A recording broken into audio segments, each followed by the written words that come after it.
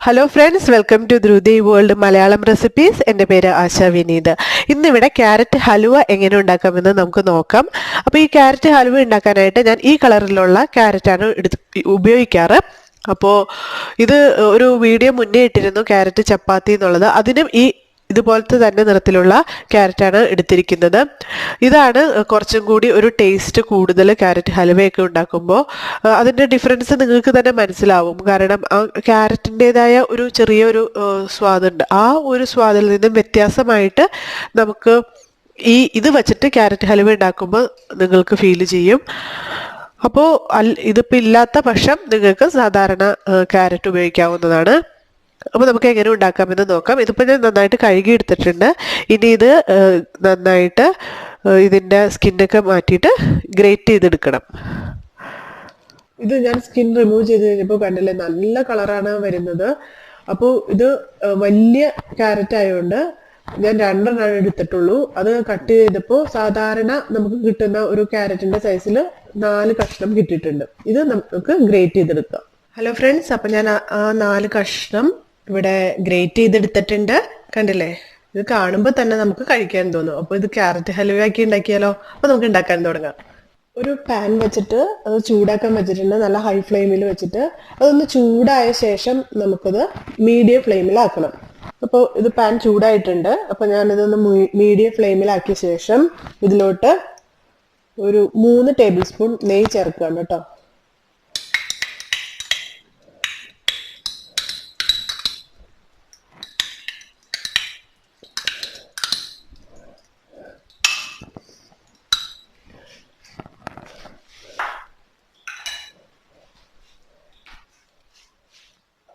അപ്പൊ നെയ്യ് ഒന്ന് ചെറുതായിട്ട് ഉരുകി വരുമ്പോൾ നമുക്കിതിലോട്ട് നമ്മൾ ഗ്രേറ്റ് ചെയ്ത് വെച്ചിട്ടുള്ള ക്യാരറ്റ് ചേർത്ത് കൊടുക്കാം.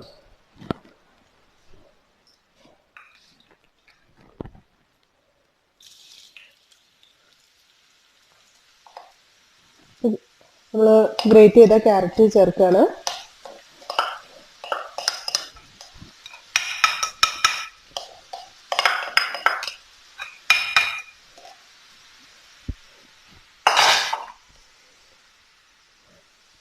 ഇനി ഇത് നന്നായിട്ട് ഈ നെയ്യുമായിട്ട് മിക്സ് ചെയ്യണം. നന്നായിട്ട് ഇളക്കി യോജിപ്പിക്കുക. ഈ ഇളക്കി യോജിപ്പിക്കുമ്പോൾ തന്നെ ഇതിന്റെ നിറം മാറി വരണ കാണാം.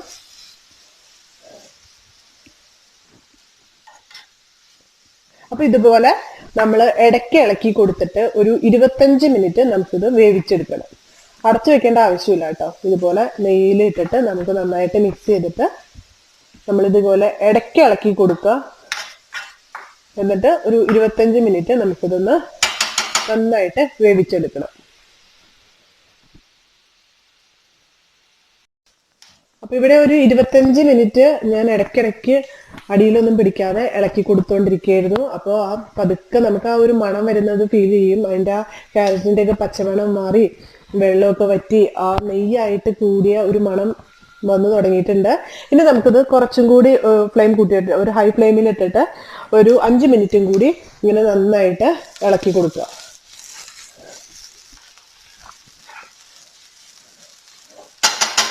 ഇടയ്ക്ക് ഇളക്കി കൊടുത്തോണ്ടിരിക്കുക ഒരു 5 മിനിറ്റ് കൂടി കേട്ടോ. അപ്പൊ നമ്മള് ഹൈ ഫ്ലെയിമിൽ ഇട്ടാലും ഭയങ്കര ചൂട് കൂടിയെന്ന് തോന്നുമ്പോൾ ജസ്റ്റ് ഒന്ന് മീഡിയം ഫ്ലെയിമിലാക്കുക. എന്നിട്ട് എഗെയിൻ ഹൈ ഫ്ലെയിമിലോട്ട് വെക്കുക. ഇളക്കി കൊടുക്കാൻ മറക്കരുത് കേട്ടോ, കാരണം ഹൈ ഫ്ലെയിമിലാണ് ഇട്ടിരിക്കുന്നത്.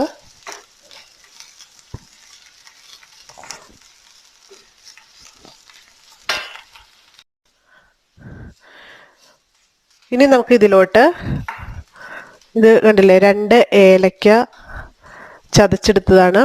അപ്പോൾ ഇതിൻ്റെ തൊലി മാറ്റിയിട്ട് നമുക്ക് ഇതിലോട്ട് ചേർക്കാം, ഏലക്ക പൊടിച്ചത്. അപ്പോൾ ഇതിനൊരു നല്ല ഫ്ലേവർ കിട്ടാനാണ്.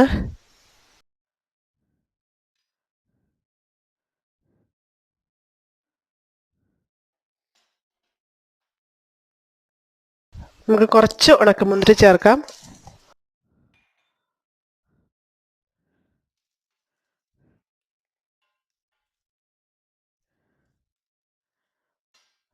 ഇത് 1 കപ്പ് പാലാണ് എടുത്തിരിക്കുന്നത്. അതും കൂടി ചേർക്കുകയാണ്.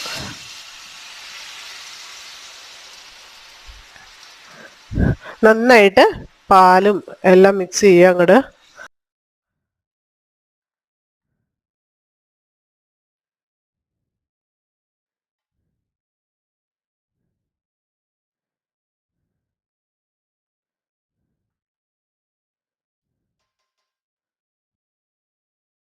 ഇത് പാലായിട്ട് നന്നായിട്ട് മിക്സ് ചെയ്ത ശേഷം നമുക്ക് ഒരു 20 മിനിറ്റ് ഇതുപോലെ മീഡിയം ഫ്ലെയിമിൽ വെച്ചിട്ട് ഇടയ്ക്ക് ഇളക്കി കൊടുത്ത് വേവിക്കണം.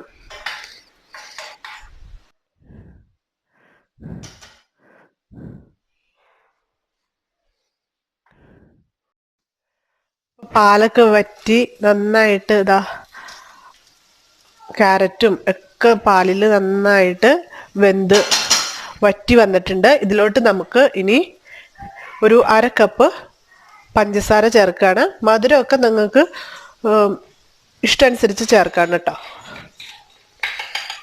ഞാനിവിടെ ഒരു 1/2 കപ്പ് പഞ്ചസാരയാണ് ചേർത്തിരിക്കുന്നത്.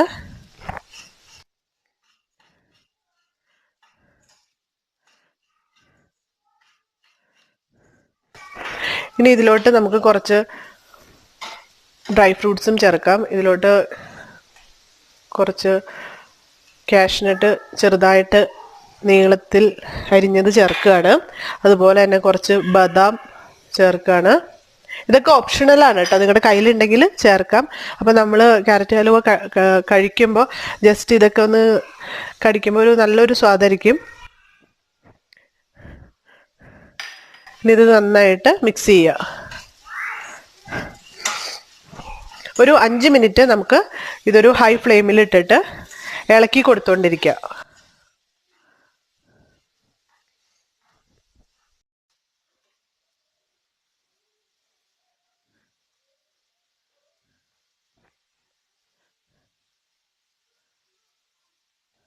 ഇത് ഇരിക്കുന്തോറും കട്ടിയായിട്ട് വരും കേട്ടോ.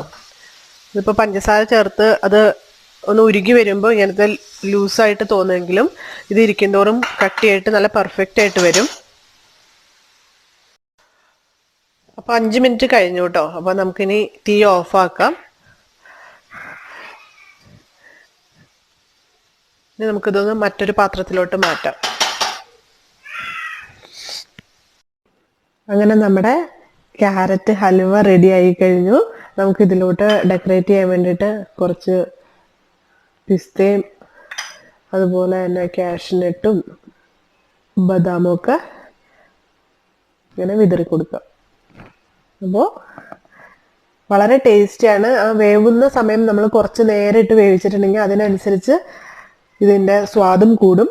ഇത് നമ്മൾ ചെറിയ ചൂടോടുകൂടി ഉരുട്ടിയെടുത്തിട്ടുണ്ടെങ്കിൽ ക്യാരറ്റ് ലഡുവായി. കുട്ടികൾക്കൊക്കെ വളരെ ഇഷ്ടമാവും അത്. അപ്പം എല്ലാവരും ഇതൊന്ന് ഉണ്ടാക്കി നോക്കുക. എന്നിട്ട് നിങ്ങൾക്ക് ഈ റെസിപ്പി ഇഷ്ടമാവുകയാണെങ്കിൽ എൻ്റെ ചാനൽ സബ്സ്ക്രൈബ് ചെയ്യുക, സപ്പോർട്ട് ചെയ്യുക. താങ്ക്